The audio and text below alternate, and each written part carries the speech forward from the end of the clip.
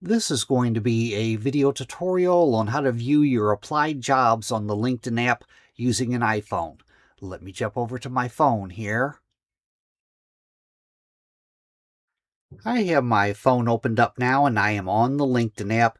To view your applied jobs on LinkedIn, you want to go down to the bottom, down to the right-hand corner, over to where you see the jobs icon.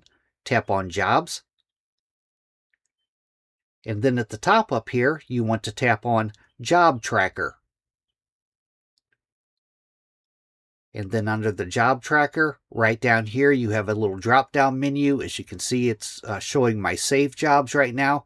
But if you tap on that, you can change it to jobs that are in progress, jobs that are applied, jobs that you have interviewed for, or jobs that you have archived. I'm going to tap on Applied. I'm going to tap on Update. I have not recently applied for any jobs, so there's none showing here. But that is how you find your applied jobs on the LinkedIn app. Thanks for watching.